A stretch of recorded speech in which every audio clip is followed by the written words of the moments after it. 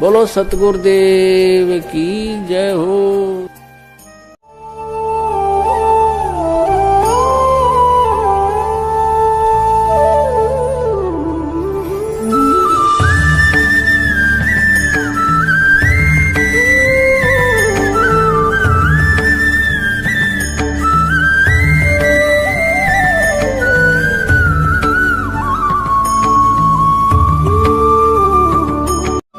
कह कबीर सुनो भी साधो मैं तो हूं विश्वास में।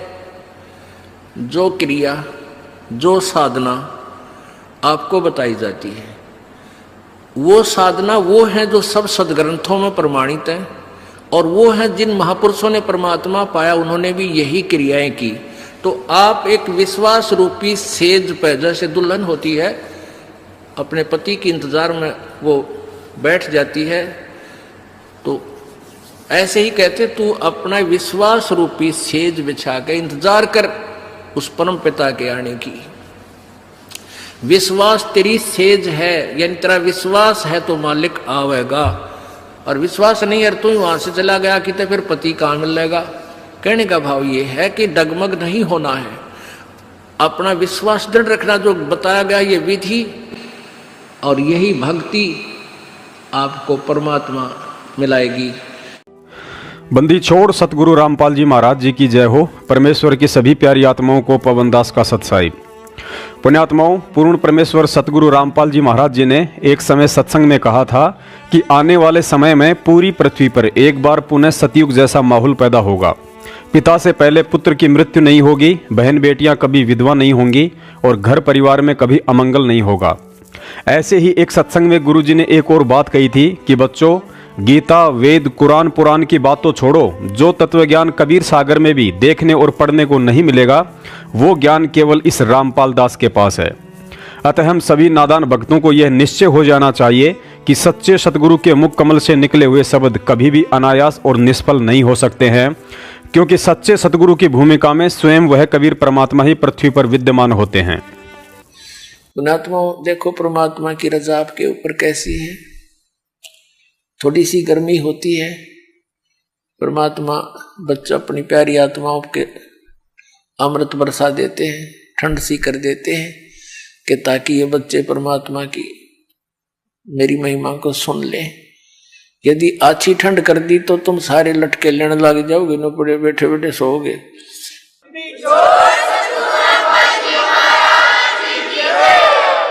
तो जितनी आवश्यकता है उतना ही अपने बच्चों को डोज देंगे।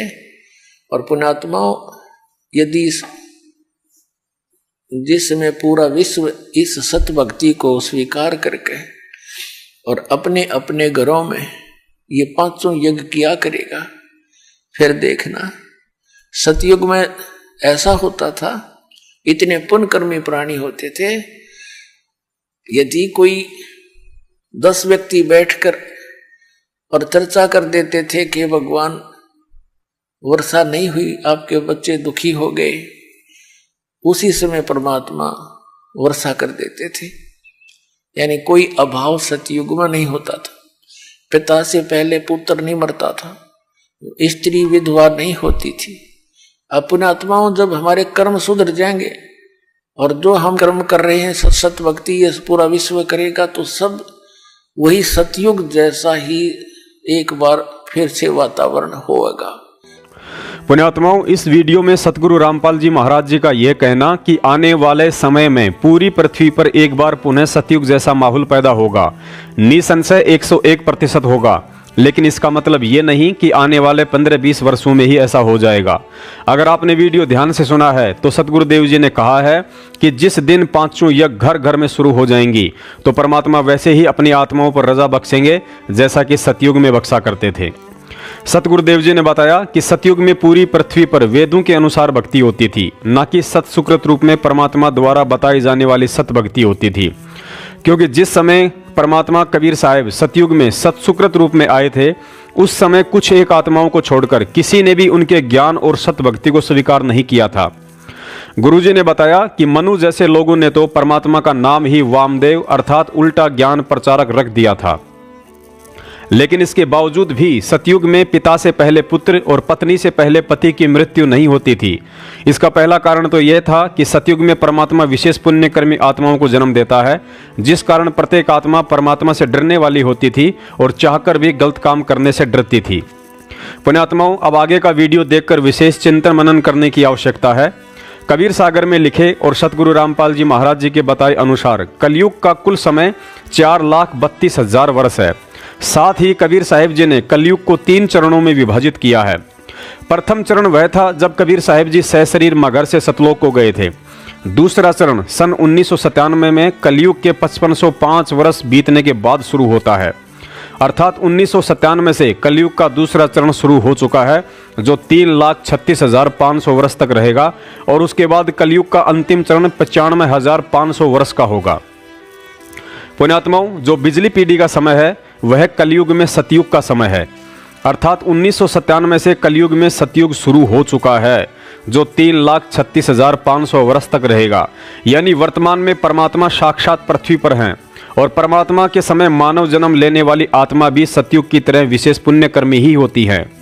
अर्थात हम सभी भगत भाई बहन इस समय सतयुग में जी रहे हैं और भक्ति भी वेदों के अनुसार नहीं बल्कि पूर्ण परमेश्वर कबीर साहिब जी के विधान सूक्ष्म वेद के अनुसार कर रहे हैं। फिर भी 70% भगत समाज को सुख शांति नहीं है। आज पिता से पहले भगत का पुत्र भी मर रहा है और भक्ति करते करते भी हमारी माता बहनें विधवा हो रही हैं। यह सब देखकर अनजान और कमजोर भक्ति संस्कार वाला प्राणी तो गुरु और भक्ति में मनमुखी दोष निकालकर परमात्मा से दूर हो जाएगा, लेकिन विवेकी भगत बार बार विचार करेगा कि जब भक्ति सत्य है, गुरु सत्य है, तो आखिर कमी कहाँ है। और अंत में उसे पता चलेगा कि मैंने सतगुरु रामपाल जी महाराज जी से नाम दीक्षा अवश्य ले रखी है, लेकिन क्या मैं उनके द्वारा बताए अनुसार 5 यज्ञ मर्यादा में रहकर रोजाना कर रहा हूं। पुण्यात्माओं, यहां आकर 70% भगत भाई बहन दुविधा में पड़ जाते हैं कि गुरुजी द्वारा बताई गई 5 यज्ञ घर पर रोजाना कैसे करें, किस विधि से करें और वे 5 यज्ञ कौन सी हैं।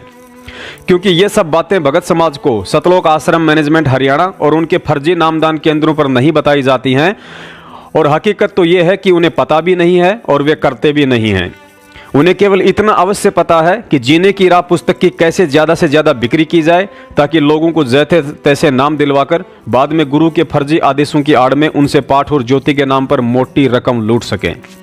कई अनजान भगत भाई सोचते हैं कि ये 5 यज्ञ या तो रोहतक, हिसार या मुंडका में सतलोक आश्रम मैनेजमेंट हरियाणा वालों के यहाँ ही होते होंगे या फिर मेरठ में सतसेवक सम्मेलन में होते होंगे।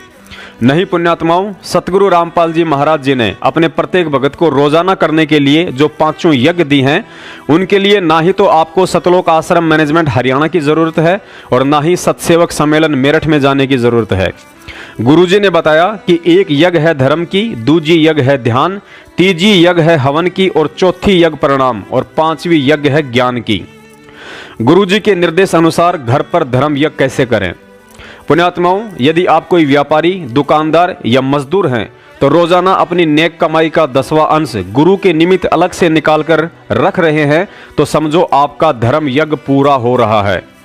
यदि आप किसान हैं तो जाहिर सी बात है रोजाना 10वां अंश नहीं निकाल सकते हैं। अतः ऐसी स्थिति में फसल की कटाई के बाद अंत में बुआई, जुताई और बीज भाड़े का सारा खर्चा निकालकर जितना अन्न आपके पास बचता है उसका 10वां अंश पैसे या अन्न के रूप में आप अपने गुरु के निमित्त अलग से निकाल कर रख लें तथा गुरु के सन्मुख प्रार्थना करके जैसा वे आदेश दें उसी अनुसार दान करने से आपका धर्म यज्ञ पूरा होता है। इसके अलावा बीच बीच में जब भी आपका दाव लग जाए तो भी आप गुरु के हाथों में दान या उन्हीं के आदेश अनुसार भंडारे आदि में सहयोग कर सकते हैं। पुण्यात्माओं, आज हमारे सतगुरुदेव जी हिसार जेल में हैं, अतः उनके नाम से निकाला हुआ 10वां अंश आप जी अपने पास ही जमा करते रहिए। यदि विशेष परिस्थिति में कभी जरूरत पड़े तो आप उस पैसे का उपयोग भी कर सकते हैं, लेकिन उसका पूरा हिसाब रखें और जैसे ही सतगुरु रामपाल जी महाराज जी आश्रम में आ जाएं तो वह पूरा का पूरा पैसा दर्शनों के समय उनके कर कमलों में या आदेश अनुसार दान कर दें। आपके मन में कभी भी ये भाव नहीं आना चाहिए कि 10वें अंश या ज्योति पाठ का पैसा तो मेरे पास जमा हो रहा है, कहीं मेरा धर्म यज्ञ ना बन रहा हो। परमात्मा कहते हैं साधु भूखा भाव का धन का भूखा नाही, जो कोई धन का भूखा वो साधु भी नहीं। जिस समर्थ सतगुरु ने 7 संख ब्रह्मांड अक्षर पुरुष को और 21 ब्रह्मांड काल निरंजन को दान में दिए हों, ऐसा समर्थ परमात्मा हम भिखारियों के 10वें अंश का भूखा नहीं है। असल में उनके चरणों में हमारा 10वां अंश उसी समय भेंट हो जाता है जिस समय हम 10वां अंश निकालने का मन में विचार भी कर लेते हैं, क्योंकि दुनिया में मन से भी तेज गति प्रार्थना की होती है, जिसको हृदय से निकलकर जुबान तक आने से पहले ही सतगुरु सुन लेता है, और यदि भगत की नीयत साफ हो तो उसे स्वीकार भी कर लेता है। गुरुजी के निर्देश अनुसार ज्ञान यज्ञ घर पर कैसे करें? प्रतिदिन 1 घंटा 2 घंटा या इससे अधिक समय तक सत्संग सुनना, तीनों समय की आरती या शब्द आदि सुनना ज्ञान यज्ञ में आता है। सत्संग आप अकेले में, बाल बच्चों के साथ, माता पिता के साथ या आड़ोसी पड़ोसी को साथ बैठाकर भी सुन सकते हैं। प्रतिदिन ऐसा करने से हमारा ज्ञान यज्ञ संपूर्ण होता है। गुरुजी के निर्देश अनुसार ध्यान यज्ञ कैसे करें? सतगुरु के सत्संगों को और तीनों समय की आरती को एकाग्रचित होकर सुनना और कहे गए वचनों पर गौर करना ध्यान यज्ञ में आता है। अतः प्रतिदिन ध्यान पूर्वक सत्संग सुनने, मंत्र व आरती करने से हमारा ध्यान यज्ञ संपूर्ण होता है। गुरुजी के निर्देश अनुसार हवन यज्ञ कैसे करें?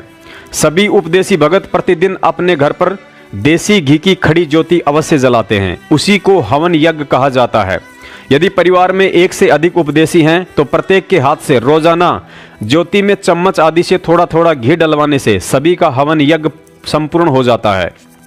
कई भगत भाई बहनों को शंका रहती है, क्या सुबह और शाम की तरह दोपहर की आरती के समय भी ज्योति लगाना जरूरी है? पुण्यात्माओं, सतगुरुदेव जी के निर्देश अनुसार दोपहर की असुर निकंदन रमेणी के समय यदि सुबह की लगाई हुई ज्योति चल रही है तो अच्छी बात है, अन्यथा दोपहर के समय ज्योति लगाना विशेष जरूरी नहीं है, क्योंकि दोपहर के समय 90% भगत भाई अपनी रोजी रोटी के लिए घर से बाहर रहते हैं, अतः ज्योति लगाना संभव नहीं होता है। और यदि किसी भगत भाई बहन को अपने कार्य क्षेत्र में दोपहर के समय भी ज्योति लगाने में दिक्कत नहीं है तो उनके लिए कोई मनाही भी नहीं है। गुरुजी के निर्देश अनुसार घर पर प्रणाम यज्ञ कैसे करें? परमात्मा कहते हैं, अष्ट अंग से दंडोत प्रणामा, संध्या प्रातः करें निष्कामा। अर्थात अपने घर, दुकान, ऑफिस या खेत खलिहान कहीं भी सतगुरुदेव जी को मन में बिना किसी सांसारिक इच्छा के शरीर के 8 अंगों सहित जमीन पर लेटकर दंडोत प्रणाम करने से भगत का प्रणाम यज्ञ संपूर्ण होता है। जमीन पर लेटकर दंडोत प्रणाम करने का मतलब मिट्टी में लेटने से नहीं है, बल्कि जमीन पर कपड़ा या चटाई आदि बिछाकर कर सकते हैं। देश काल और परिस्थिति के अनुसार ट्रेन में, बेड पर, छत पर कहीं भी सतगुरु को दंडोत प्रणाम किया जा सकता है। गुरुजी के निर्देश अनुसार पाठ और ज्योति का संकल्प घर पर कैसे करें? पुण्यात्माओं, सतगुरुदेव जी के आदेश अनुसार उपदेशी को साल में 1 बार पाठ का संकल्प अवश्य करना चाहिए और यथासंभव करवाना भी चाहिए।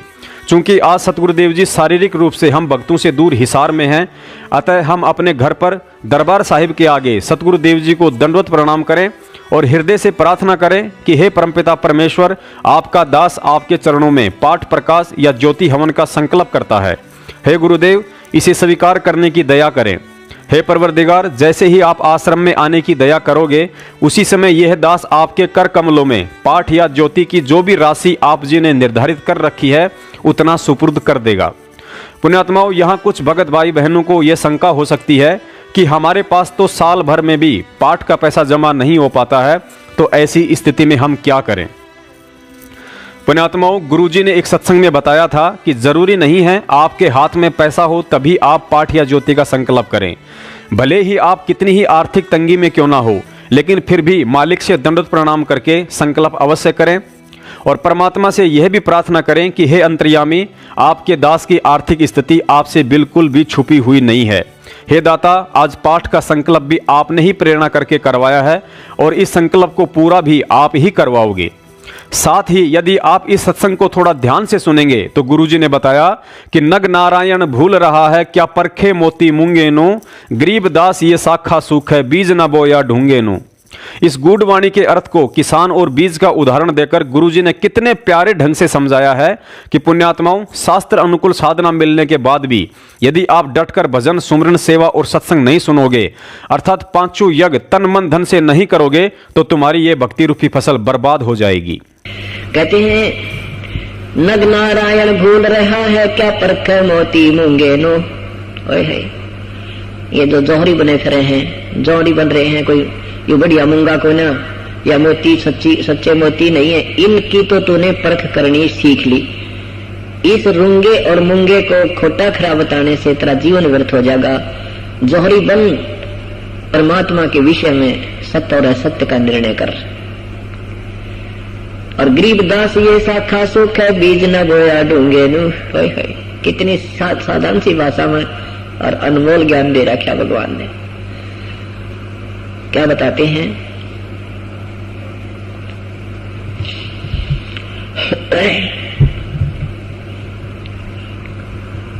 कि ओसा प्यास न भाग ही जब लग धसे न आब। ओस के चाटने तक प्यास नहीं समाप्त हो सकती। प्यास बुझाने के लिए तो 2 गिलास गट गट पीने पड़ेंगे। ऐसे ही जो साधना तुम करते हो, पहले हम क्या साधना करते थे, काली सूखी सी ऐसे गिल्ली सूखी घी में जोत बनाया करते और वो कट्ठी बनाकर धर देते 10, 15, 20 महीने के लिए। और वो ऐसी होती थी, वो जलाते ही 10 मिनट में ना पकड़े, 2 मिनट में बुझ बाज ले। आधी देर तक लाते हुआ मंत्र भी पूरा ना हुआ करता, वो जो जाने थे वो करते थे, वो तभी बंद हो जाती थी। और फिर 100 रुपए का मंगलवार न प्रसाद बूंदी बैठ देते थे। कहते हैं ये तो ओस चाट रहे थे, इससे कोई लाभ आपको भक्ति का नहीं होना था। प्रथम तो ये शास्त्र में होने से वैसे हानिकारक, और जो शास्त्र अनुसार भी तुमने साधना मिल जाए फिर भी सच्चे ढंग से नहीं लगते हो, समय पर दान नहीं कर पाते हो, सेवा नहीं करते हो, सत्संग नहीं सुनते, तो भी ओस चाट रही हो। ओस चाटन पे बात नहीं बनाई, तो गिलास गट गट पीने पड़ेंगे। सेवा भी करनी होगी, दान में भी आपने बढ़ चढ़ कर हिस्सा लेना पड़ेगा। आप समझ लो कि जैसे पीछे किसान बीज बीजता है, चाहे कितना गरीब किसान है और उसके बच्चों के लिए खाना भी आहार अन्न नहीं है, वो उधारे लेकर के बच्चों को खिला रहा है या मोल लेकर खिला रहा है, उसी में से बीज अवश्य बीजता है। और बीज नहीं बीजेगा तो वो और महाकंगाल हो जाएगा। ऐसे ही हम चाहे कितने ही गरीब नजर आते हैं, अपना परमात्मा के नाम पर दान धर्म पाठ अवश्य करते रहना होगा, और यही आपको आबाद करेगा। अब अनजान लोग कहते हैं, जो सत्संग को नहीं समझ पा रहे, वो एक आध कह देता है, कहां से लाऊं इतने पैसे, मेरा तो खाने का भी गुजारा नहीं होता। वो बातें भी आपकी ठीक है, क्योंकि हम कंगाल हो गए। साहूकार होने का तरीका तो यही है कि बीज तो बीजे पार पड़ेगी, और आप सच्चे हृदय से पुकार करोगे, परमात्मा आपकी व्यवस्था भी बनाएगा, आपके आने वाली आपत्तियों को टाल देगा। आप कति गरीब हो और आपका छोरा बीमार हो गया, लड़का बीमार हो गया, और आपको डॉक्टर ले जाना पड़ेगा। किसी भी रिश्तेदार से, अड़ोसी पड़ोसी से 2-4 हजार रुपए जेब में डालकर जाए पार पड़ेगी। और मनमाने 2 दिन में वो 2000 रुपए आपके 4000 लग जाए 1 मिनट में, वो तो लगाने ही पड़ेंगे, क्योंकि अपना बेटा बेटी जो बीमार है उसके लिए तो खर्च करना ही पड़ता है। तो परमात्मा आप पर ऐसी आपदाओं को, ऐसी आपत्तियों को, आने वाली आपदाओं को टालेगा। ये सोचकर आप दान कीजिए कि अगर कोई बालक बीमार हो गया, आपका मैंने 50 रुपए में छूट गया पीछा, ठीक हो गया, और वो 2000 में बिना पीछा छूटा है, वो पैसा बर्बाद हो जाना था। इस दृष्टिकोण से दान धर्म पर पूरी रुचि कीजिए। तो क्या बताते हैं परमात्मा कि आपकी भक्ति, जैसे आप नाम भी ले रखा है, इस परमात्मा के चरणों में आते आपको 1-2 काम तो ये मालिक आपकी सच्ची लगन देकर वैसे ही ठीक कर देगा, अपने कोटे में तो दे देगा आपको सुख। इसलिए कि ये बड़ी आत्मा मुझे पहचान ले, मैं भगवान हूँ, केवल इसलिए देता है। फिर कहता है कि अब तू स्वयं अपने पैरों चल। बच्चे को उंगलियां पकड़कर चलाते हैं ना, अगर वो पैर रखना शुरू कर दे तो उसने 50-100 फुट घुमा देते हैं, और वो पैर 1-2 बार उठाकर फिर कति लटक जा, थोड़े पटक देते हैं, बैठा रहे तो नहीं चल रहा है। तो परमात्मा पहले तो हमें उंगली पकड़कर चलाते हैं, और फिर जो चलता दिखा फिर उसने और घुमा देते हैं दूर तक, तो फिर हमने खुद ही चले पार पड़ेगी।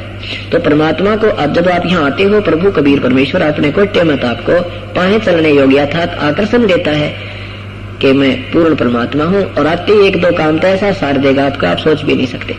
पर हमारे ऊपर आपत्तियों के ढेर होते हैं, हम कंगाल हो गए, हमारी शाखा सूख गई, हमारी वह भक्ति रूपी फसल सूखी पड़ी है जो हमने शास्त्र विरुद्ध बीज रखी थी, या शास्त्र अनुकूल कर रहे हैं तो ढंग से नहीं कर रहे हैं, दान धर्म पूरा नहीं कर पा रहे, सेवन भी नहीं कर पा रहे हैं, तो उसके लिए कहते हैं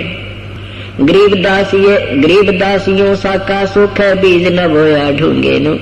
अब जैसे आपको मार्ग भी ठीक मिल गया, संत भी मिल गए, और आपने नाम भी ले लिया, तो आपने ढंग तो विधि नहीं, पूर्ण रूप से इसकी ढंग से साधना नहीं की, दान धर्म सेवा में सीमन में गहराई तक नहीं गए, अच्छी तरह डट कर नहीं भक्ति की, तो कहते हैं फिर यह भी फसल तेरी सूखेगी। गरीब दासियों शाखा सुख है बीज न बोया ढूंगे नु गहरे। कहते कई बार कहते थे किसान भाई मैंने एक करने न सोची थी सिंचाई अच्छी हो रही है और ऊपर घना गहरा बीज ना बोया फसल उगी को ना सूख गया, तो गहरा बीज हमेशा गहरा ही बीजा जाता है। तो कहते हैं गरीब दासियों शाखा सुख है बीज ना बोया ढूंगे नु गहरे। ढूंगा माने गहरा, यानी अच्छी तरह जिस अतिथि में वो उगना होता है उस प्रक्रिया से नहीं बीजा तो भी आपकी खेती सूख जाएगी। तो क्या बताना चाहे परमात्मा ने कि पूर्ण परमात्मा की भक्ति करने मात्र से आपका कल्याण होगा और इसका कोई विकल्प नहीं है और इसका कोई तरीका नहीं है। इसके अलावा जिस आत्मा को सतगुरु देव जी से जो भी मंत्र की दीक्षा मिली हुई है उसका जाप और तीनों समय की आरती सतगुरु देव जी के आदेश अनुसार वैसे ही करते रहना है जैसा उन्होंने कहा है।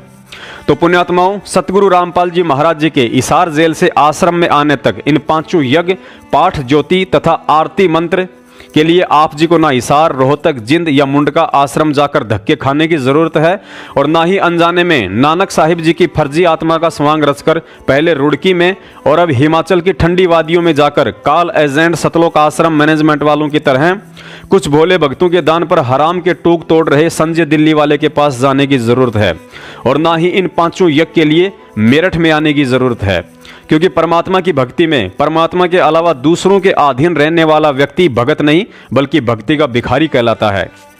रही बात साध संगति की, तो परमात्मा ने बताया कि सच्चे और ज्ञान आधारी भक्तों से मेल मिलाप ही सच्ची साध संगति कहलाती है। उसके लिए आप जी चाहें तो कभी कभार महीने 6 महीने में एक बार समय निकालकर मेरठ या फर्रुखाबाद में जा सकते हैं या किसी भी सत्सेवक सम्मेलन में कहीं भी शामिल हो सकते हैं। तो पुण्यात्माओं, अनजाने में या जानकारी के अभाव में यदि आज से पहले आप इन पांचों यज्ञ को घर पर पूरी तरह से नहीं कर पा रहे थे तो उसके लिए सबसे पहले हम सतगुरु देव जी से दंडवत क्षमा याचना करें और आज के बाद रोजाना पल पल हमें इस बात का ध्यान रहना चाहिए कि आज मेरे स्वयं के या बच्चों के पांचों यज्ञ में से कोई यज्ञ अधूरा तो नहीं रह गया है, और यदि अधूरा रह गया है तो सारा काम छोड़कर यथासंभव सबसे पहले उसे ही पूरा करने की कोशिश करें। पुण्यात्माओं, भक्ति मार्ग में भगत के ऊपर हर संकट उसके प्रारब्ध कर्मों का ही नहीं होता है, बल्कि कुछ कठिनाइयां सतगुरु जानबूझकर अपने भक्तों के सामने पैदा भी करता है, क्योंकि नाम उपदेश लेने के बाद भगत के आत्मबल, दृढ़ता और सतगुरु पर उसका कितना विश्वास है इस बात की परख सांसारिक परेशानियों में ही होती है। गुरुजी ने बताया कि राजा मोरध्वज और उसकी पत्नी द्वारा अपने पुत्र ताम्रध्वज का आरे से शीश काटना कोई उनके प्रारब्ध का कर्म नहीं था, बल्कि यह खेल श्री कृष्ण जी द्वारा अर्जुन का भ्रम तोड़ने के लिए खेला गया था, क्योंकि अर्जुन को अभिमान हो गया था कि श्री कृष्ण जी का मेरे से बड़ा कोई भगत नहीं है। ठीक इसी प्रकार कबीर भगत संबंध द्वारा अपने पुत्र सेऊ का तलवार से शीश काटना भी कोई उनके प्रारब्ध का कर्म नहीं था, बल्कि यह खेल भी पूर्ण परमेश्वर कबीर साहिब जी द्वारा कमाल का भ्रम तोड़ने के लिए खेला गया था, क्योंकि अर्जुन की तरह कमाल को भी झूठा अभिमान पैदा हो गया था कि गुरुजी का मेरे से बड़ा सेवक और कोई नहीं है। और साथ ही आने वाली पीढ़ियों के लिए परमात्मा ने भक्ति मार्ग में एक उदाहरण भी पेश करना था कि नाम उपदेश लेने के बाद यदि कोई छोटी मोटी परेशानी आ भी जाए तो उसके लिए बात बात पर परमात्मा या भक्ति में दोष नहीं देखना चाहिए, बल्कि सतगुरु से यही प्रार्थना करनी चाहिए कि हे परवरदिगार, हो सकता है आज मेरे ऊपर मेरे ही किसी प्रारब्ध कर्म के चलते भयंकर आपत्ति आनी थी। यदि आज दास आपकी शरण में ना होता तो पता नहीं आगे जीवन भी शेष था या नहीं। पुण्यात्माओं, सतगुरु देव जी के अमृत वचनों को इस कान से सुनकर दूसरे कान से बाहर निकाल देना हम भक्तों की आदत सी बन गई है। सतगुरु का कोई भी सत्संग नया अथवा पुराना नहीं होता है। उनके मुखारविंद से निकले एक एक शब्द हीरे मोती लाल के समान होते हैं। अब ये सुनने वाले पर निर्भर करता है कि उसे ये सब बातें कब समझ में आती हैं। सुनिए, सेव, सम्मान और नेकी के ऊपर यह छोटा सा सत्संग यदि गौर करोगे तो इस सत्संग के प्रत्येक पॉइंट पर भगत समाज के लिए गहरा संदेश है कि विपरीत परिस्थितियों में भी एक भगत की कैसी रहनी करनी हो, और संकट चाहे कितना ही गहरा क्यों ना हो, भगत के मन में अपने सतगुरु देव जी के प्रति सौपन में भी गलत विचार उत्पन्न नहीं होने चाहिए। तो वो जो लड़का जीवित किया था परमात्मा ने, कबीर भगवान ने, कबीर परमेश्वर जी ने, सभी ने कहा कि परमात्मा आपने कमाल कर दिया, कमाल कर दिया कबीर जी। परमात्मा ने उस लड़के का नाम कमाल रख दिया, अपने साथ अपने बच्चे के साथ की तरह रखा। अब वो बच्चा परमात्मा के साथ रहता था कमाल, और बहुत सेवा किया करता था प्रभु की, उस कमाल का भी मान हो गया और संगत में नो कहने लग गया, मैं मेरे जितनी सेवा गुरु जी की कोई ना कर सके ना कर सके है। और मैं तो और एकाध संगत वाले भी कहने लगे भाई सेवक था होता है कमाल के सा। परमात्मा ने सोचा कि इस बच्चे के मन में एक दिन कमाल ने भी कह दिया, एक दो पॉइंट परमात्मा के सामने आए तो कबीर परमेश्वर ने सोचा ला इसकी फड़क काट दो। सेवक इसने देखे ना, सेवक कैसे होते हैं, भक्त इसने देखे ही नहीं है। अब परमात्मा ने सोचा ला इसकी या भी इसका भ्रम निवारण कर देता हूं। ये उसी के पैरेलल एग्जाम्पल है जो मोर ध्वज के पुत्र ताम्र ध्वज को श्री कृष्ण ने जीवित किया। ये भी राम है, ये भी भगवान है, ये भी साहब है, लेकिन कबीर परमात्मा ये पूर्ण परमात्मा है। अब वो उस तो मोर ध्वज के ताम्र ध्वज के जो ताम्र ध्वज जो लड़का था उसकी आयु शेष थी, क्योंकि तो बीच में चलती आयु में उसने उसका जानबूझ के कटवाया था, उसको जीवित कर दिया था। और अर्जुन का ये वहम हो गया था कि मेरे जितना सेवक श्री कृष्ण का कोई नहीं साथी मित्र सखा, तो वो भ्रम काट दिया। जब अर्जुन का पसीने आ गए, श्री कृष्ण ने कहा कि देख ले अर्जुन, तू नहीं कहता मेरे जैसा कोई सेवक नहीं। अर्जुन बोला जी मैं तो इनका पास सिंह भी कोई ना, न तो कमाल कर दिया। तो ऐसे ही उस कमाल का भ्रम हो गया था, उसकी फड़क निकालने के लिए प्रभु ने कहा। और जैसे आपको कथा सुनाई थी कि शेख फरीद नाम के एक पुण्यात्मा एक नकली गुरु की सेवा भी करते थे और उससे उसको बहुत सी सिद्धियां भी प्राप्त थी। उस गुरु को पिछले पन्नों की साधनाएं उनके पास होती हैं, जिस कारण से कुछ चमत्कार दिखा देगा, वो अपनी बैटरी डिस्चार्ज कर जाते हैं। और जनता उन्होंने सोचे तो महात्माएं पड़े थे, शेख फरीद की आंख भी ठीक कर दी थी, लेकिन मुक्ति नहीं दे सकते वो।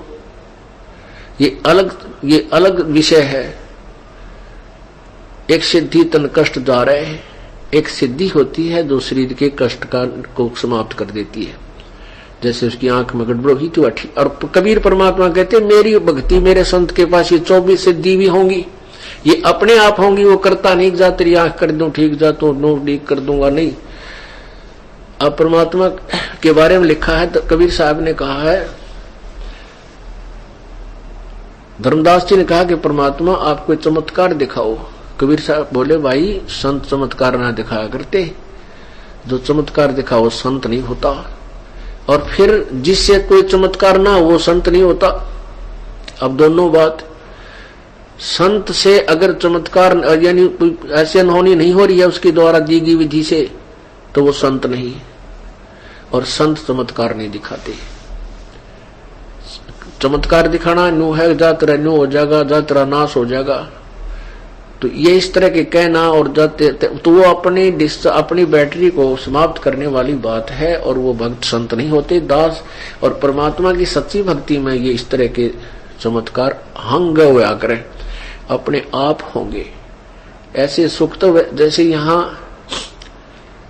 आपको पीछे सुनाया था, बधौड़ गांव का एक छोटा सा बालक 8-7 वर्ष का, उसका चाचा जो है, उसका चाचा जो लकड़ी काटता था, उस एक छोटी सी डांट लड़के की आंख में जा लगी, कत्ती कंडम हो गई, आंख मांस पाट गया। इसार के डॉक्टर ने मना कर दिया कि इस आंख में दिख कती नहीं का ऑपरेशन जरूर कर देंगे। यहाँ अग्रवाल डॉक्टर को दिखाया हॉस्पिटल में, सरकारी हॉस्पिटल में, कहा कि ये आंख ऐसी होगी है जैसे कमजोर कपड़ा हो जाया करे, अब इसका ऑपरेशन करना भी डिफिकल्ट है। तो फिर यहाँ किसी भक्त ने बता दिया कि ऑल इंडिया में हमारा मित्र जान पहचान वहां ले चलते हैं, वहां ले गए। उन्होंने टेस्ट वेस्ट किया, उन्होंने भी यही कहा कि आंख में कुछ दिखेगा कुछ नहीं, क्योंकि ये गल चुकी है, इसमें मवाद बन गया है। और काफी टेस्ट लिख दिए, काफी पैसा बताया। वो गरीब आदमी थे, वापस आ गए, पिता पुत्र उसका दादा 3 जा रहे थे। तो फिर आके उन्होंने उपदेश लिए ना, 1.5 महीना ही हुआ था। हार के थक के आके यहीं बैठ के भगवान बंदी छोड़ कबीर परमेश्वर जी कि कुछ भी करियो ना, तुम्हारे इतने पैसे देने का मैं तो यहाँ कहते मऊ को ना। तीसरा चौथा दिन वह आंख कति स्वस्थ होगी। बोलो सतगुरुदेव।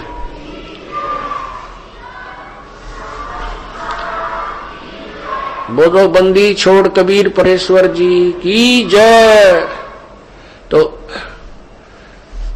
उसके निशान भी नहीं, कोई बता नहीं सकता इस आंख में कभी चोट भी लगी होगी। तो पुण्यात्माओं, एक शेख फरीद को ऐसा चमत्कार भी दिख लिया था, और फिर तो कहना है कि मेरी आंख ठीक कर दी, फिर तो गुरु के भगवान था उसके लिए, लेकिन मोक्ष नहीं था उससे। और यहां कहते हैं ये तो आपको रूंगे में जा गया, रूंगे में। आगे क्या होता है कि उधर से सम्मन मनियार और उसकी पत्नी नेकी, वो परमात्मा के कबीर परमेश्वर के विचारों से बहुत अच्छा प्रभावित थे। घर में चर्चा चलती थी, जैसे आप यहाँ सत्संग सुनते हो, घर के एक सदस्य भी यहाँ आ गया तो घर में 4 और बार देखते पाओगे और पूछेंगे आज गुरुदेव ने क्या क्या कथा सुनाई, हमने बता दो, हम नहीं जा सके। तो आप जाकर चर्चा करते हो, छोटे छोटे बच्चे भी सुनते हैं, तो वो बच्चे भी रंग में रंगे जा रहे हैं परमात्मा की महिमा से। और एक घर में जाकर सारा दिन कोई ताश खेल रहा है, कोई हुक्का भर रहा है, कोई किसी की चुगली कर रहा है, रागनी गा रहे हैं, कि तो टीवी चल रहे हैं, कि तो बकवाद गाने चल रहे हैं। एक तो बालकों को वो गंदा असर पड़े, एक ये ऐसा विचार परमात्मा के और वो महिमा वहां गाई जाए, उन बच्चों को कितना आनंद और कितना उनका जीवन सुचारू बनता है। ऐसे ही वो परिवार के सदस्य अपना दिन में काम करते, दोनों जने चूड़ी बेच कर आ करते, मनियार व उसकी पत्नी नेकी भी और सम्मन भी। और जहां भी वो जाते चूड़ी पराते और भगवान का, कबीर परमात्मा के हमारे गुरुजी ऐसे हैं, तुम की तत् नाम ले रहे हो, यानी चर्चा छेड़नी पड़े हमारे भगत ने, बस की बात को ना, तुमने कहीं से उपदेश ले रखा है। वो कहे हम वो पूजा करते हैं, वो कहते हैं, फिर वो समझाते हमारे कबीर जी भगवान ने सिकंदर लोधी का रोग ठीक कर दिया, हमारे भगवान ने एक मरा लड़का जीवित कर दिया, हमारे गुरु जी ने रामानंद का सिर काट दिया था, सिकंदर लोधी ने, हमारे गुरु कबीर जी ने उसको जीवित कर दिया। इब हम तक कहाँ साची, और ये वो तो कहे सत्य, और वह लोग उड़ाओ मजाक, वो लड़कियां उड़ाओ मजाक, क्योंकि वो लड़की औरतों को पहनाते थे चूड़ियां, तो वह सीकर बाद में अकीद मूर्ख पागल है बांडे सारे दिन, ये काम होया करे कहते। फिर वो चर्चा चलती है एक दूसरी बहन बेटियां में, स्त्रियों में, फिर आदमियों में पहुंच गई, वो नौको है ऐसे, उनका गुरुजी ऐसा है, कबीर नाम है उसका, काशी में रहता है, ऐसे उद्योग कर देता है, कोडी के रोग ठीक कर दिए, एक निर्धन था उसका, तो उसको धनवान बना दिया। तो वो ऊपर तो ठीक बोलते पर अंदर से नो कहते तो बुद्धू है कति, ये क्या करे कभी। एक आदि तो वैसे भी कह देते क्यों झूठ बोलो हो, अपनी चूड़ी बेच लो। अब उधर से क्या होता है कि वो बच्चा छोटा सा था, 10-12 वर्ष की उम्र का, सम्मन और सेऊ, तो वो भी रंग में रंगा हुआ था।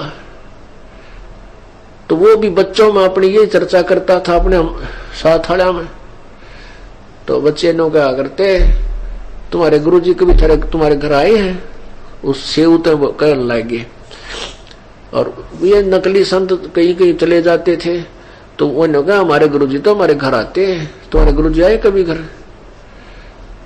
तुम्हारे गुरुजी तो राजे लोग आगे जाते हैं, जहां उनको धन मिलता है, पैसा मिलता है, वो तो लोभी लालची है तुम्हारा गुरु।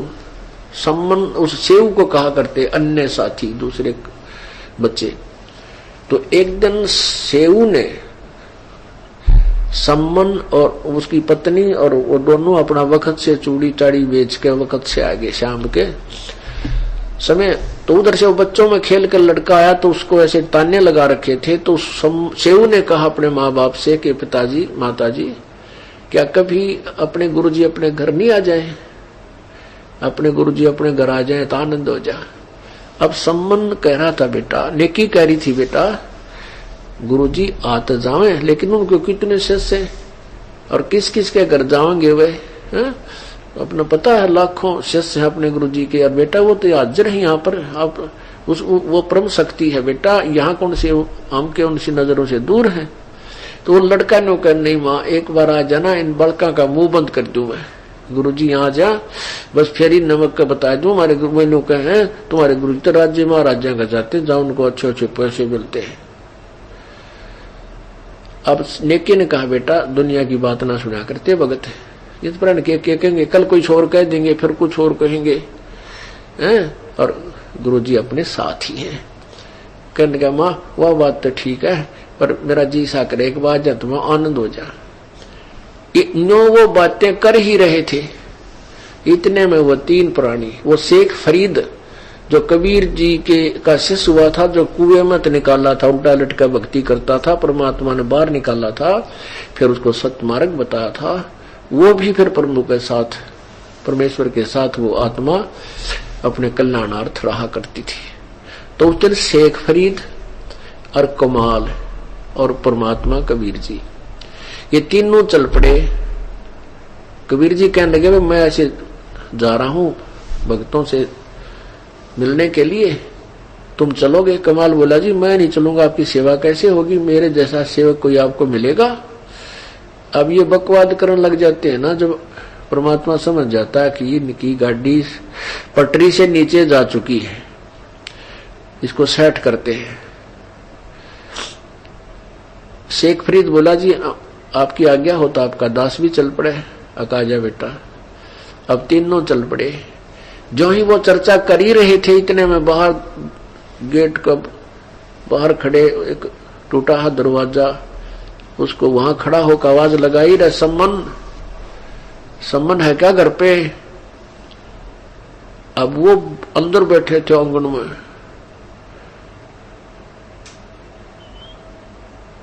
तो सम्मन नेकी कहने लगी गुरुदेव की आवाज आ रही है। सम्मन बोला ना गुरुजी कहाँ में थे, आपको वैसे कोई धोखा लग गया। इतने में फिर आवाज लगाई भाई सम्मन है घर पे? नेकी बोली देख तो बार सामने देखा परमात्मा खड़े हैं और साथ में दो सेवक भी खड़े, कबीर साहब खड़े। अब तीनों के तीनों नंगे पैरों भाग लिए। अब उनका सौपन में भी नहीं थी कि इतने शेष जिस महापुरुष के हैं और वो हमारे जैसे भिखारी के द्वार पा जाएगा। भिखारी का मतलब ये नहीं था, उनको इतना तो मालूम था कि परमात्मा ने कोई कि हंस सभी एक जैसे हैं, ना वो राजा से प्रभावित होते हैं ना ही रंग से दुखी, इतना तो ज्ञान था। फिर भी अपने द्वार पे और गुरुदेव को आया देख के वो तो आओ भाव भूल गए। अब यूं देख रहे हैं कि मैं सचमुच हमारे यहाँ खड़े हैं, हम द्वार पर, ये गली में जाकर के ऐसे सतब्ध हो गए ना, नौके आ जाओ भीतर, अंदर आ जाओ प्रभु, बैठने की भी ना कि यूं देखा आंख फाड़ के। अब सचमुच ये हो कैसे गया, गुरुजी हैं, ये सौपन है। तब कमाल ने कहा कि भक्तों गुरुदेव को अंदर बैठाओ या यहीं खड़े रखोगे? तब उनको सौपन सा टूटा, भाग कर टूटा फूटा जैसा बस्तर था वो बिछौना बिछा दिया फटा पुराना, और सम्मन उनके पास बैठ गया, बैठा दिया, पानी पात पिलाया, जल पिलाया। उधर से नेकी फिर कुछ देर के बाद बातचीत चली और सम्मन ने कहा प्रभु भोजन अभी बनाएं या कुछ जैसे आपका आदेश हो, भोजन अभी को तो अभी तैयार करवा देता हूँ। परमात्मा बोले वे भोजन तो खाएंगे पर शाम को खा लेंगे, भोजन तो खाना ही। सम्मन अंदर आया अपनी पत्नी के पास, नेकी के पास। नेकी से कहा नेकी भोजन तैयार करो, प्रभु परमात्मा अपने गुरुदेव सफर में आए हैं, भूख लगी है, पैदल चल के आए हैं। नेकी कहने लगी घर में तो एक दाना भी कोई ना, आज ना आटा है ना कोई कणक है। तो समन कहने लगा किसी उधारा मांग लिया। नेकी कहने लगी कि उधारा भी कोई नहीं दे रहा आज मुझे, इस उधारा इसलिए नहीं दे रहे हैं, वो कह रहे हैं कि तुम्हारा गुरुजी आए, उसने जाके कहा हमारे गुरुजी आए हैं और आटा दे दो, क्योंकि वही मांगा जाता है जहां पर उसका हाथ आपस में मेल मिलाप हो। 5, 7, 10 घरों में वो महंगाई सारे नाट गए कि आज तुम्हें क्या जरूरत है मांगने की, तुम्हारे गुरुजी तो वैसे भंडार भर देते हैं, तुम्हारे गुरुजी तो इतने समर्थ है, मुर्दे जिंदे करते हैं, फिर क्यों मांगती फिरती है। तो वो कहने लगा सम्मन, तो नेकी कहने लगी कोई आज उधारा भी ना देता। सम्मन कहने लगा, अल्लाह तेरा यो चीर जो सिर पे रखा हुआ दुपट्टा, इसको गिरवी रखाऊंगा। नेकी कहती है कि मैं इसको भी गिरवी रखना चाहती थी, लेकिन ये फटा हुआ है, कोई गिरवी भी नहीं ले रहा इसको आज। अब सम्मन बैठ गया पेट पकड़ के एकदम, हे भगवान, पहली बार तो भगवान हमारे घर पाए। और देखिए से फुट्टी किस्मत का, कितना पिछले जन्म का कोई पापी हो, मैंने कोई पुण्य नहीं किया पिछले पूर्व जन्म में, इसलिए आज मेरे पास वित्त नहीं है और मैं आज पहली बार मेरे मालिक आए यहाँ पर, मैं भोजन नहीं करा सकता। आंखों में पानी पड़े और बैठ गया नीचे ने, या क्या हुआ मेरे मालिक। तब नेकी कहने लगी, ऐसा ना करो, आप गुरुदेव से कहो परमात्मा सुबह भोजन करा देंगे। सुमन बोला, सुबह कहां से लाऊंगा? तो वो कहती, मैं एक तरकीब बताती हूं कि तुम दोनों पिता पुत्र रात्रि में किसी बानिए का चोरी कर लो और तुम इतना लाना कि तीनों अतिथियों का, भगवान परमात्मा गुरुदेव का और भक्तों का काम चल जाए, हम नहीं खाएंगे।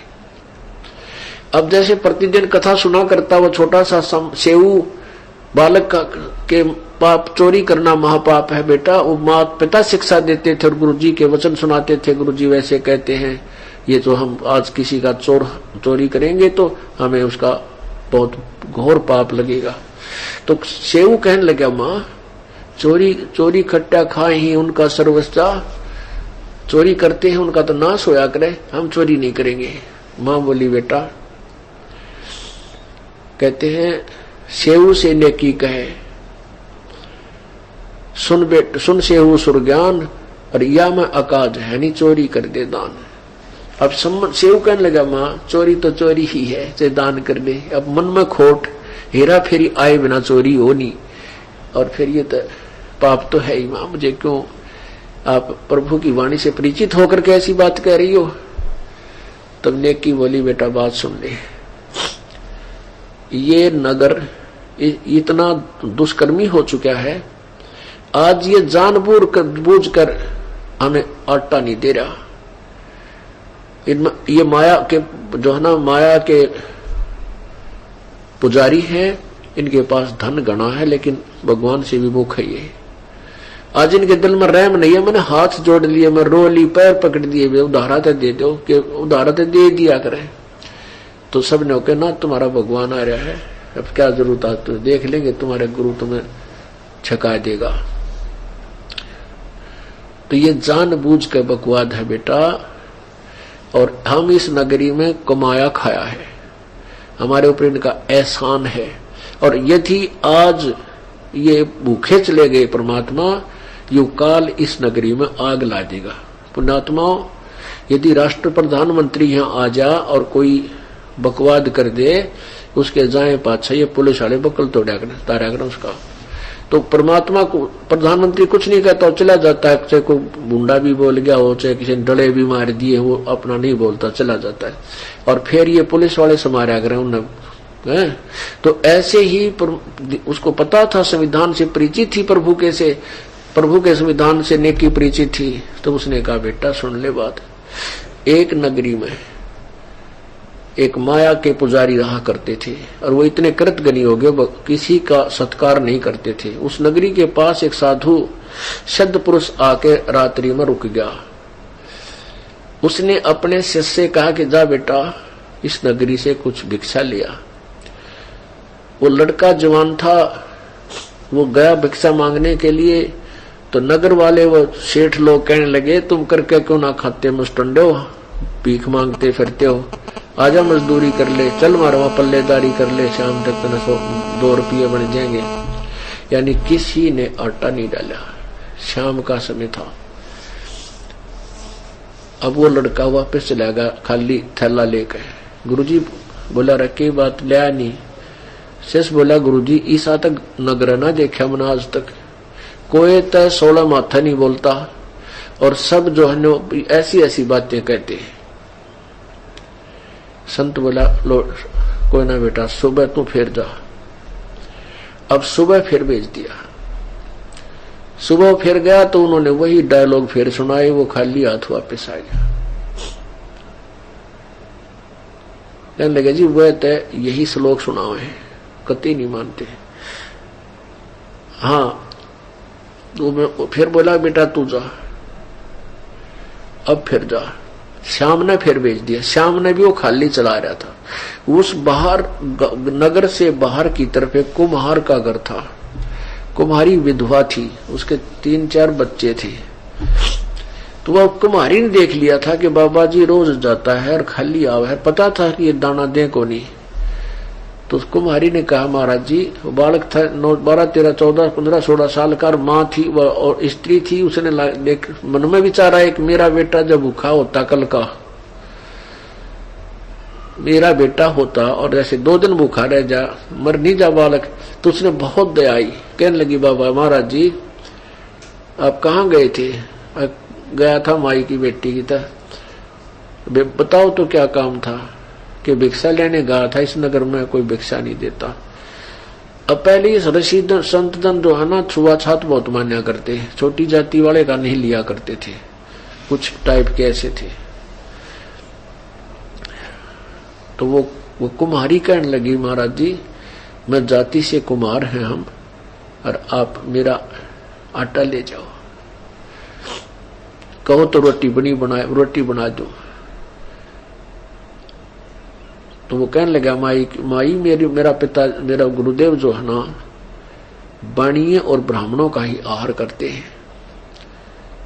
वो कहने लगी देख लो महाराज जी हमें तो कुमार। उस लड़के ने भूख लाग रही थी, उन्हें सोची ले चलता हूँ, गुरुजी कहेंगे तो खा लूंगा। अब उस लड़की ने डाल दिया, माई ने वो ले आया। उसने कहा बता बेटा क्या रहा? संत ने पूछा, उस सिद्ध पुरुष ने पूछा क्या कैसे मिला भिक्षा? उसने कहा प्रभु उस नगरी वालों ने तक कति सब ने मना कर दिया। एक बाहर कुम्हारी माई ने, कुम्हार के घर तो माई ने मुझे ये कह कर दिया है कि तुम्हारे गुरुजी आदेश देते बेटा खा लिए ले जाट। और महाराज जी ऐसे दुष्ट तो मैंने देखे को नहीं। तो संत बोला बेटा तुझे भूख लाग रही है खा ले, मैं तो खाऊं नहीं। और वापस जा। उस माई ने नू कह दे बेटी कि सुबह रात्रि ने अपने सारे सामान ने लाद के अपने गधा पर चल पड़े, जहां भी कल अपना चल पड़े, यानी कुछ समय था, और जहां भी सूर्यास्त हो जाए वहीं रुक जावे और वहीं बस जाएगी। यानी उस समय जब वो गया तो कुछ समय रहता था शाम का सूर्यास्त से, तो उस माई को उसने जाकर बताया, यानी दोपहर सीखा होगा, जैसा भी एक उदाहरण बता रहा हूं आपको। तो वो कहने लगा कि माई ने कह दे जाकर कि अपना सारा सामान उठाकर बच्चों समेत और चली जाएगी, और जहां सूर्यास्त हो जाए वहीं रुक जाओगी और वहीं वो बस जाओगी। और ये सुबह ये नगर खत्म कर दिया जाएगा, ये मिलेगा नहीं, ये सब नष्ट होगा। अब महात्मा ने वापस जाके कहा कि माई आप अपना यहाँ से सामान उठा लो और यहाँ से चल पड़ो, जहां तुझे सूर्यास्त हो जाए दिन छिप जा वहीं रुक जाइए। गुरुजी का आदेश है, हमारे गुरुजी बहुत पहुंचे हुए हैं, तेरा वही बास हो जाएगा और खूब ठाठ होंगे, और ये नगर सुबह तक खत्म हो जाएगा। तू जिक्र मत करना किसी को, नहीं तो तेरा भी काम बिगड़ जाएगा। अब उस समय वो डरा बहुत करते थे पहले संत, इस तरह के ये ऊट मटीला करणीय संत बहुत होया करते। तो उसका जच की बात, उसने उसी समय अपना सारा सामान बांधा फटाफट। के सामान था 5-4 खाट होंगी और 2-4 पतीले होंगे, वो उठा के जहां पर धर के और चल पड़ी। 7-8 किलोमीटर वहां से जाकर के कहते हैं वो रुकेगी, और वहां कहते हैं कुमारियां के नाम से एक गांव बसा हुआ है। तो वह वहां रुकी। रात ने वो संत ने अपनी सिद्धि से उस नगर का नाश कर दिया, खत्म हो गया। तो ऐसे नेकी उसे समझा रही है कि बेटा यदि आज इस नगर से सतगुरु बगैर खाए चले गए अन्न तो ये नगर उजड़ेगा, और बेटा इस नगर को बसाए रखना अपने, क्योंकि हमने यहाँ कमाया और खाया है, इसलिए चोरी करने को कहती हूँ। बेटा उस जिससे हम चोरी करके लाएंगे अगर किसी को पता नहीं चला तो बेटा पाछे जब हमारा पास हो जाएगा तो उसका उतना ही कभी रात्रि में रखावांगे। तब इन सब बातों से को सुनकर वो सेऊ संतुष्ट हो गया। अब ठीक है मां। तो रात्रि के समय दोनों पिता पुत्र चोरी करने चाल पड़े।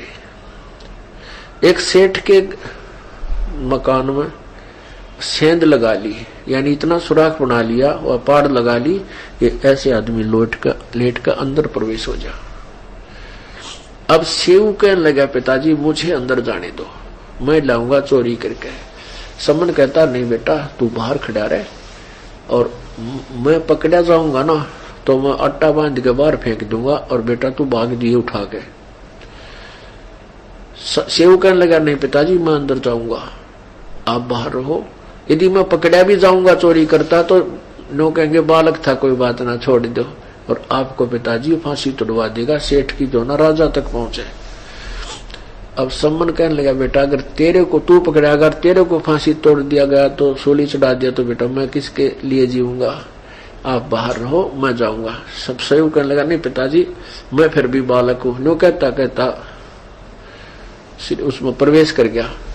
तब उसने सम्मन ने कहा बेटा कति 3 शेर लाना, ज्यादा नहीं, हम तो बिल्कुल भूखे रहेंगे, हम नहीं उसको छुएंगे।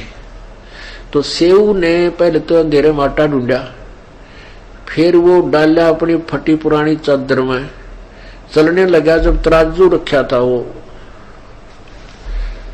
उसके ऊपर पैर टेक गया तो एकदम जोर की आवाज हुई, खड़क दे ही बाजा। वो सेठ वही सोया था, वो जाग गया दुकान में। और चोर जब वो चलने की तैयारी करने लग गया उसने देख लिया, चोर चोर करके वो पकड़ लिया और पकड़ के थाम का बांध दिया।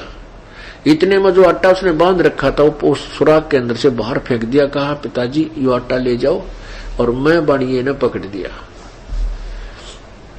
अब सम्मन वापस आया आटा लेके, अपनी पत्नी से कहा कि ले खाना बना दे। वह नेकी बहुत समझदार थी, वह भी भगवान से पूर्ण परिचित थी और कुर्बान थी दाता पे। कहने लगी पुत्र कहाँ रह गया। सम्मन ने कहा वो तो बणिये ने पकड़ लिया। अब नेकी के मन में आया, नेकी ने अपने पति से कहा कि बात बिगड़गी, अब वो लड़का पहचाना जाएगा और पहचान कर वो लोग हमारे घर पर आवेंगे लेकर, नगर पूरा उठ का आ जाएगा और कहेंगे ये गुरुजी ये संतारे है ना ये चोरी करवाते इन गुरुजियों का काला मुंह करेंगे, बहुत बेइज्जती हो जाएगी। हमने आहार तक कराया को नहीं और गुरुदेव की बेइज्जती हो जाए करवा देंगे, हमारा फिर कितना जीवन नहीं रहेगा। आप ऐसे करो वापस जा तलवार ले जा। और लड़के ने कह सुनकर पर गर्दन बाहर निकलवा लिए उससे, और सेठ ने कह दिए तुम इसको बांध दे रख पैर से, और सिर काट लिया। किसी प्रकार पीला काट कर, चाहे अंदर बढ़ के काट के लाना पड़ा था ना, अपने बेटे का सिर काट लिया। वो तो छोड़ने को नहीं, बांध रहा है, सिर तक काट लिया। और फिर क्या होगा कि वो सेठ सवर न रखा को ना, और ना किसी आगे जेकर करेगा, वो कितना दूर फेंका होगा, फिर उसने उठा लाएंगे और बाद में अपने बच्चे का अंतिम संस्कार कर देंगे। और सेठ डरता बतावे को नहीं, का हमारे गुरुदेव की इज्जत बची रहेगी। इस बात को और विकल्प ना दे करके सम्मन भी इस बात से सहमत हो गया। करद लेकर तलवार लेकर वापस चल पड़ा। उधर से सम्मन के सेऊ बच्चे के मन में ये आई कि हे भगवान आज तो बात कति माटी में मिल गई। हमारे गुरुजी पहली बार आए और ये लोग मुझे पहचानते इसने लिया है। सेठ कह रहता है भगत बने फिरो थे, आज पकड़ेगी थारी वो तेरे गुरुजी आ रहे होंगे आज, वो चोरी करवाना हो है। अब देखना तड़के तुम्हारे गुरुजी का तुम्हारा क्या हाल होगा। अब उस पर बेचारे को बहुत धमका रहा था सेठ। अब वो सेऊ कहने लगा, मन में सोचता है भगवान बात बिगड़गी। तो इतने में सम्मन ने आवाज लगाई कि बेटा सेऊ 2 बात करनी है, बहुत जरूरी काम है। एक तू मेरे तो 2 बात कर ले, फिर तो ना जाने हम मिलेंगे कि ना मिलेंगे, क्योंकि आपको मरवा दे या मुझे कुछ कर दे। अब उधर से सेऊ के मन में न्यू आ गया, पिताजी ने कहूंगा कि मेरी नाड़ काट ले जा, मेरी गर्दन काट ले, नहीं तो बात बिगड़ेगी। अब सेऊ लड़के ने बणिये से कहा सेठ से कि सेठ जी बाहर मेरे पिताजी खड़े हैं और 2 बात बतला रहा मैं। बोला हाँ बाजन की तैयारी से थारी नाड़ ना दू सारी जानू। तो सेऊ बोला मेरे पैर बांध दे थाम के, और रस्सा थोड़ा ढीला कर दे, मेरी गर्दन बाहर निकल जाए, मैं कान में बात बतला लूंगा। अब सेठ ने सोचा रहा कि कौन सा सोना चोर रखा है, 3 शेर आटा चोर रहे हैं, बात जगह तो देखी जाएगी। वो पैर बांध के रस्सा बांध दिया, थाम के ढीला छोड़ दिया और सेव ने से गर्दन बाहर निकाली।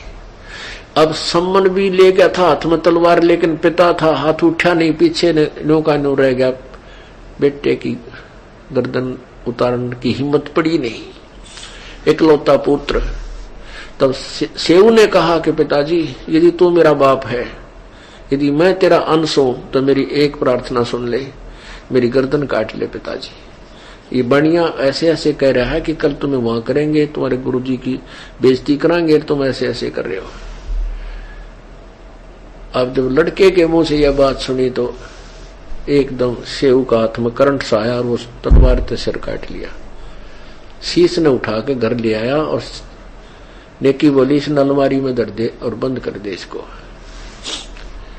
अब सेठ ने देखा तो कत्ल हो गया, उसके पांव तले की धरती निकलेगी, तू फंसेगा। उसने पकड़ कर टांग उस बच्चे की घसीट कर ले गया, हाथ पकड़ कर घसीट कर ले गया उस कटे हुए धड़क शेष शीश को, शरीर को।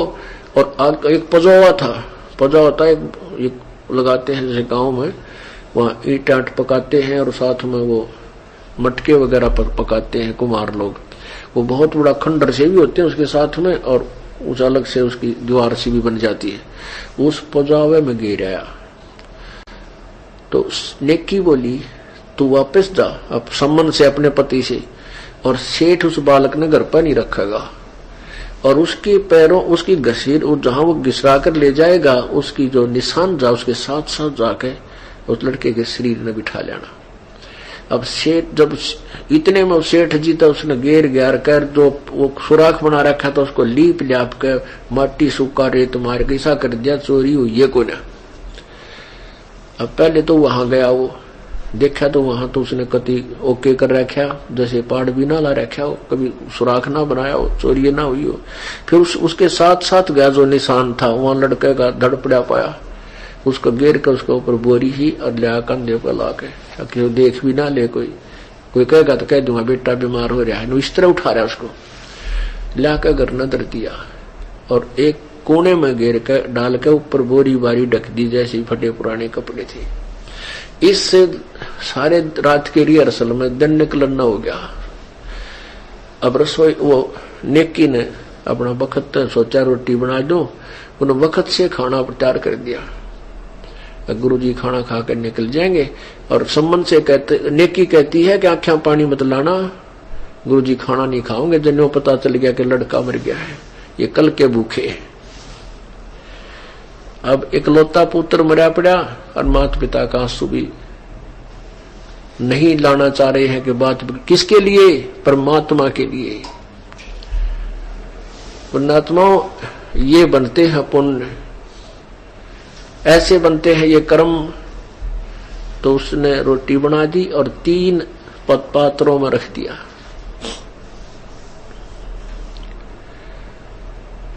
और कहते गुरुजी ने बुला ले, खाना खा लेंगे सारे।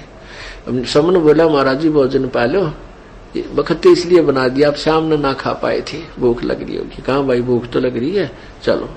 तो आगे वो 3 आसन बच्चा गुरुजी का अलग से लगा रखा, भक्तों का न्यारा बैठने का जैसा भी फटा पुराना बोरी पड़ी थी, और साथ में 3 पात्रों में 3 ये दोने होया करें, जैसे कसोरे बोला करें मिट्टी के छोटे छोटे डोंगे से खाना खाने के, उन तीनों में वो भोजन डाल रखा। परमात्मा बोले भाई, कबीर जी बोले न 6 में कर लो, आज प्रेम का प्रसाद सारे बैठ के इकट्ठे खाओगे, आप भी खाओ हम भी खाएंगे, 3 हम और 3 तुम हो। अब सम्मन ने सोचा तो बिगड़ गई बात भाई, कहने लगे नहीं भगवान आप खाओ, हम तो बाद में खाएंगे। परमात्मा बोले ना भाई, जैसे मैं कहूं ऐसे करो। अब उसने 5 स्थानों में डाल दिया, बोला ना 6 में करो, 5 पात्रों में डाल दिया, बोला नहीं 6 में कर लो। उसी को सारों को 6 पात्रों में डाल लिया और कहा जो बैठो। अब वो 2 तक बैठ गए, नो पूछेंगे सम्मन की सेव कहाँ, कह देंगे वो तो कहीं बाहर गया है गुरुजी, वो तो कोई नहीं, यानी यहां तक कहने को तैयारी ही थी। तो परमात्मा ने कहा आओ सेऊ जी मिलो ये प्रसाद प्रेम, और सिर कटा करें चोरों के और संतों के नितकसेम। मेरा बेटा आजा रोटी खा ले। कहते उसी समय ताक से सर उठा और दड़प के ऊपर लगा। ओ सेऊ नौका जीवित होकर पंगत मां का भोजन करने लगा। बोलो सतगुरुदेव, बोलो बंदी छोड़ कबीर परमेश्वर जी की जय।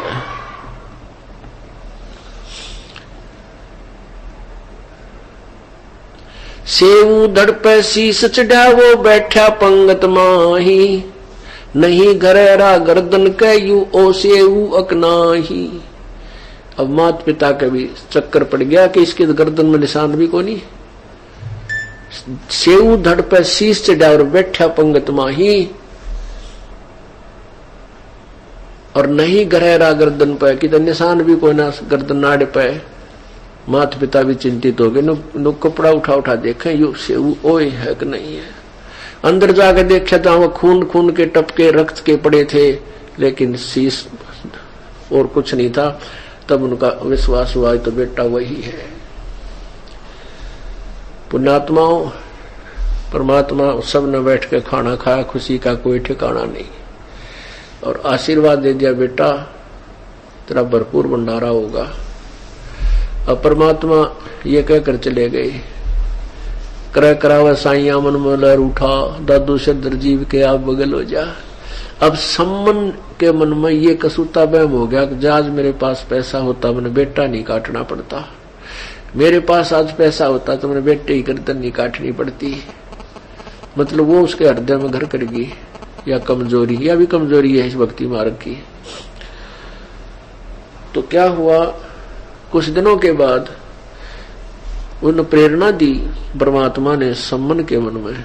उन्हें सोचा कि इस अपना जो मकान था कच्चा सा, कि इसकी झोपड़ी की द्वार यहाँ की बजाय यहाँ से निकाल लें और थोड़ी झोपड़ी सी डाल लेंगे, इसकी टूट सी गई। ऐसे ऐसे कहने का भाव है कि वो दूसरे स्थान पर खोदन लागे।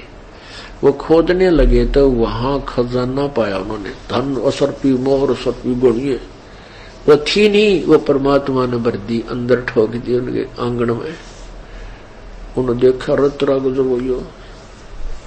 तो फिर परमात्मा ने प्रेरणा दे दी कि इसको उजागर नहीं होने देना। धीरे धीरे कुछ सामान लाए, कुछ बकरी ले आए, यानी कुछ और धंधा कर दिया उन्हें थोड़ा थोड़ा। तो फिर वो धीरे धीरे उसको प्रचार, उसको बढ़ाने लगे। तो कहते एक नंबर का सेठ हो गया वो सम्मन उसी जीवन में। अब क्या हुआ कि जब पूर्ण ज्ञान हो जाता है वो मार नहीं खाते, और सम्मन मार खा गया। नेकी और सेव का पक्का दृढ़ विश्वास हो गया कि अब हम यहाँ रहेंगे नहीं इस गंदे लोक में।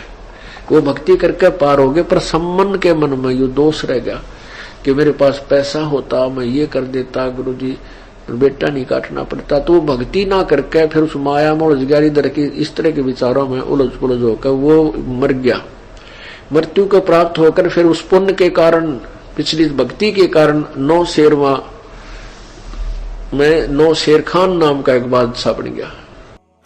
पुण्यात्माओं, माँ का कलेजा कितना कमजोर होता है, लेकिन फिर भी नेकी ने अपने पति सम्मन से कहा कि भगत जी वापस जाओ और किसी भी बहाने से बच्चे की गर्दन काट कर ले आओ, वरना आज नगर में गुरुजी की इज्जत नहीं रहेगी। और माँ होकर भी नेकी ने सम्मन से कहा कि भगत जी गुरुजी को खाना खिलाते समय आंखों में आंसू मत ले आना, वरना गुरुजी को पता चल जाएगा तो बिना खाना खाए ही वापस लौट जाएंगे। पुण्यात्माओं, इस सत्संग के माध्यम से भगत समाज को एक शिक्षा लेनी चाहिए कि एक तरफ तो सेऊ, सम्मन और नेकी जैसे महान भगत थे जिन्होंने गुरु की इज्जत के लिए अपने पुत्र का शीश तक काट दिया था, और दूसरी तरफ आज हमारे जैसे कलयुगी भक्तों ने सरेआम गले में कभी कांग्रेस का तो कभी अन्य राजनीतिक दलों का पट्टा डालकर उनके कुत्ते बनकर गली गली में प्रचार करके गुरु का नाम हिंदुस्तान में कितना रोशन किया है। इस बात को उन भक्तों से ज्यादा और कौन जान सकता है जिन्होंने पिछले विधानसभा और लोकसभा चुनाव में उस काले कुत्ते की भूमिका निभाई है, और फिर भी उम्मीद करते हैं जीते जी सुख शांति और मरने के बाद सतलोक की। पुण्यात्माओं, परमात्मा ने यह संदेश आप सभी भगत भाई बहनों तक पहुंचाने के लिए दास को निमित्त बनाया, और दास ने भी इस वीडियो में जो कुछ बोला है परमात्मा के विधान के अंतर्गत ही बोला है।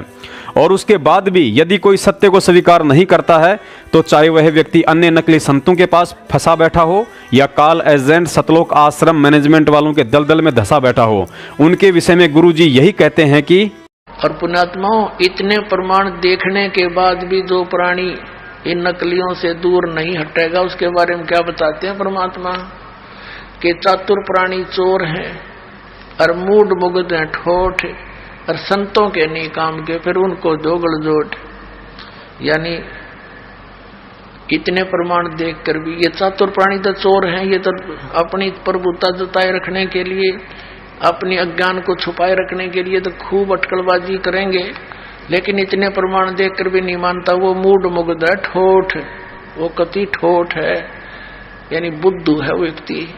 और फिर परमात्मा कहते फिर हमने उनकी आवश्यकता भी नहीं है, जो यहीं तक इतनी भी समझ नहीं उसके अंदर, तो कहाँ जा रहा, काल के मुंह में दूता फंसा बैठा और एकदम छोड़कर फड़क कर नहीं भागता। कहते फिर संतों का नहीं काम का, उनको देव गलजोट, वो वहीं रहे तो अच्छा है काल के मुंह में। भगत समाज से अंतिम प्रार्थना। पुण्यात्माओं, जैसे कि वर्तमान परिस्थितियों के मद्देनजर हम सभी को ज्ञात हो रहा है कि काल भगवान और परमात्मा के बीच चल रही यह लड़ाई बहुत लंबी चलने वाली है। अपने स्वार्थवश सतलोक आश्रम मैनेजमेंट हरियाणा की तरह हम सत्सेवकों ने भगत समाज को इस धोखे में नहीं रखना है कि गुरुजी अगले 2 महीने में आ रहे हैं, 6 महीने में आ रहे हैं या 2020 में आ जाएंगे। झूठ और पाखंड का भक्ति मार्ग से कोई लेना देना नहीं है, क्योंकि एक भगत को इस भक्ति मार्ग पर रुकने के लिए उसके स्वयं का आत्मबल और सतगुरु पर उसका अटल विश्वास ही रोक कर रख सकता है। और यह आत्मबल तथा अटल विश्वास मर्यादित साधना, सच्ची साध संगति और 5 यज्ञ के यथावत करते रहने से ही बनी रह सकती है। और यह भी अटल सत्य है कि वर्तमान में सच्ची साध संगति और 5 यज्ञ सिर्फ और सिर्फ हर महीने के दूसरे रविवार को मेरठ में और हर महीने के अंतिम रविवार को फर्रुखाबाद सत्सेवक सम्मेलन में ही संभव है, क्योंकि मेरठ सत्सेवक सम्मेलन में वही आत्माएं पहुंच पाती हैं जिनके शीश पर सतगुरुदेव जी का विशेष आशीर्वाद है। रविवार को सत्संग से पहले शनिवार की पूरी रात सैकड़ों भक्तों के बीच विशेष ज्ञान चर्चा होती है, जिसमें भक्तों को भक्ति और सत्संगों की गूढ़ बातों व संकेतों से सतगुरु पर विश्वास और आत्मबल पैदा होता है, जो भक्ति की जड़ों को मजबूत करता है। इसलिए हम सभी से निवेदन करते हैं कि आप जब भी किसी भी सत्सेवक सम्मेलन में जाएं तो शनिवार को ही पहुंचने की कोशिश करें, ताकि ज्ञान चर्चा का आनंद और लाभ उठा सकें। परमात्मा भी कहते हैं कि कबीरा तहाँ जाइए रह संतन की प्रीत, इष्ट मिले और मन मिले, मिले सकल रस रीत। मेरठ सत्सेवक सम्मेलन में वही आत्माएं आती हैं जो सतगुरु को मनुष्य या कबीर जी का अवतार या कबीर जी का भेजा हुआ कोई प्रतिनिधि नहीं, बल्कि उन्हें स्वयं साक्षात कबीर परमात्मा ही मानती हैं। मेरठ में भगत भाई बहनों के बीच जो आपसी प्रेम और एक दूसरे के प्रति विश्वास होता है, वह दुनिया में अन्य जगह देखने को नहीं मिल सकता है। मुंडका, भिवानी, रोहतक या हिसार की तो बात ही छोड़ दीजिए, क्योंकि मुंडका, भिवानी, हिसार और रोहतक में भक्तों को अपने लोभ लालच और स्वार्थवश गुरु के फर्जी आदेशों की आड़ में गुमराह करके बुलवाया जाता है। तो दूसरी तरफ मेरठ में निस्वार्थ और प्रेम भाव से सभी आत्माओं का हृदय से स्वागत होता है, क्योंकि गुरुजी ने हम सत्सेवकों को यही पाठ पढ़ाया है कि आपको जो लाभ और पुण्य भगत की सेवा से मिलता है, उसके दान से कदापि नहीं मिल सकता है। मेरठ में किसी भी भगत भाई बहन से या किसी भी सत्सेवक सम्मेलन में किसी भी आत्मा से पाठ, ज्योति और दान का पैसा नहीं लिया जाता है।